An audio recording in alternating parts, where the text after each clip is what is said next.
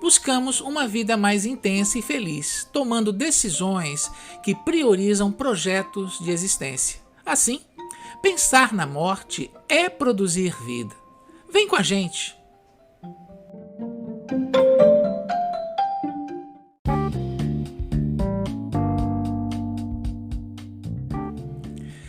Thanatos Cast. Tudo o que você queria saber sobre a morte, mas não tinha coragem de perguntar. Lembra que no episódio passado eu falei que a morte poderia ser vista das mais variadas maneiras? Uma dessas formas muito interessante que eu destaco hoje é a relação que a morte tem com os mitos. A construção dos mitos foi a primeira maneira com que o homem tentou sistematizar a sua experiência na relação que vai construindo com a natureza. Com o tempo, a ciência, o desenvolvimento do conhecimento, foi tirando do mito esse poder explicativo. Mas ainda assim, quando nós estudamos os mitos, podemos apreender muito o que cada cultura, o que cada civilização pensa a respeito de si mesma. No caso, a relação com a morte é um tema comum na mitologia de muitas culturas ao redor do mundo. Ela é frequentemente retratada como uma figura muito poderosa, ora monstruosa, ora sedutora, ora sagaz, ora como um ser que pode ser enganado pelo homem até um certo ponto. A mitologia também pode incluir histórias sobre a morte como um processo que é pura expressão da natureza. Vou listar para vocês alguns exemplos de mitos sobre a morte de diferentes culturas. Por exemplo, na mitologia egípcia, Anubis é o deus da morte e da mumificação. Ele é retratado como um homem com a cabeça de chacal e é responsável por guiar as almas dos mortos para o juízo no além. Na mitologia grega, Hades é o deus dos mortos e governante do mundo subterrâneo. Ele é tratado como um homem sombrio e sério que governa sobre os mortos. Na mitologia nórdica, Hel é a deusa da morte.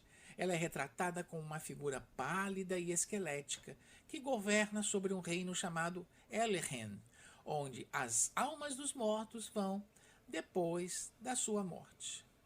Portanto, não há uma cultura que seja que não vai construir um mito para explicar a morte, sua presença na realidade, o porquê ela existe e o que acontece com as pessoas quando elas morrem. Vou destacar para vocês 3 mitos da mitologia grega e romana que eu acho muito interessante. Por exemplo, vocês já devem ter ouvido a expressão trabalho de Sísifo. Uma forma de tentar adjetivar um trabalho que seja extremamente cansativo e nada produtivo. Bom, essa expressão nasceu com o mito de Sísifo. Sísifo, ele era alguém que trabalhava com navegação e com comércio. No entanto, era também uma pessoa gananciosa, mentirosa e usava de meios ilegais para obter suas vantagens. Alguns desses meios, inclusive, incluíam assassinar viajantes e errantes para aumentar a sua riqueza. Ao mesmo tempo, Sísifo também tinha a reputação de ser o mais inteligente de todos os homens. De acordo com o mito, Sísifo viu o deus Zeus raptar uma ninfa chamada Aegina.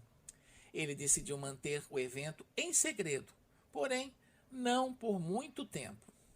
Quando Zeus soube que Sísifo estava espalhando que ele havia raptado a ninfa, ficou furioso e enviou Thanatos, o deus da morte, para matar Sísifo. Mas Sísifo não se importou com isso.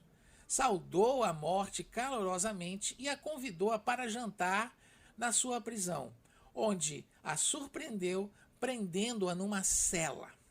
Assim, Durante muito tempo, ninguém mais morria no mundo porque Thanatos estava preso e impedido de realizar o seu trabalho. Mas agora, não só Zeus, mas Hades, o deus do submundo, também estava furioso. Então, Hades pediu a Zeus, o seu irmão, que resolvesse a situação de uma vez por todas. Então, Zeus decidiu enviar Ares, o deus da guerra, para libertar a morte e trazer Sísifo para o submundo, onde era o seu lugar. Bom, vocês pensam que Sísifo desistiu? Ah, não. Mesmo acabando por morrer, ele antes deixou instruções para sua mulher, onde ela não deveria prestar honras fúnebres ao seu cadáver. E aí, quando ele chega no submundo, ele, de uma forma muito chorosa, começa a se queixar de Hades sobre aquilo que a sua esposa tinha feito. Até porque prestar honras fúnebres era algo muito importante para garantir que a alma ficasse em paz no submundo. Assim, compadecido de Sísifo, Hades deixou que ele voltasse à vida para fazer com que a sua mulher cumprisse a sua obrigação de fazer as honras fúnebres.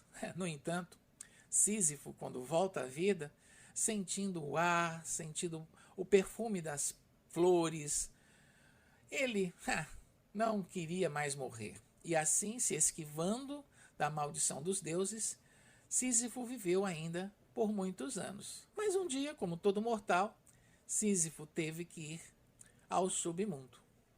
E aí os deuses se vingaram dele. Fizeram com que ele recebesse um castigo enorme no além-vida. O castigo foi fazê-lo subir uma rocha pesada numa encosta íngreme de uma montanha, de tal forma que quando ele conseguia levar essa rocha até lá no topo, essa rocha voltava morro abaixo. E por toda a eternidade, portanto, o castigo de Sísifo é levar essa rocha para cima de tal forma que ela volte para baixo e assim sucessivamente. O filósofo argelino Albert Camus usou o mito de Sísifo para ilustrar essa busca que o homem tem de construir sentido e significado para a sua vida. Esse é o preço que pagamos para continuarmos a viver.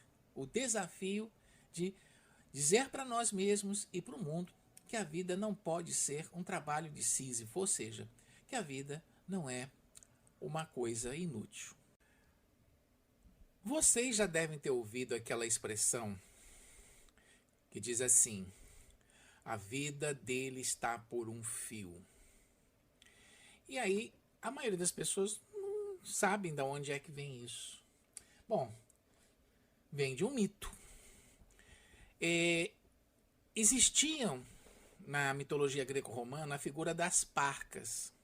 As Parcas são 3 deusas que controlam o destino e a morte. São conhecidas como Clóris, Láquesis e Atropos. As Parcas são responsáveis por decidir o tempo de vida de cada ser humano, desde o nascimento até a morte, e por determinar o destino de cada pessoa. Elas são geralmente apresentadas como velhas e são frequentemente associadas às artes da tecelagem e do fio da vida. A deusa Clóris é responsável por dar a vida, Láquesis por medir o fio da vida e Atropos por cortar o fio, ou seja, colocar fim na vida. Elas são vistas como sendo impiedosas e sem misericórdia, e seu poder é absoluto e inquestionável. Esse mito é visto como uma forma de explicar a incerteza e a inevitabilidade da morte, e como uma forma de lidar com a incerteza do destino humano.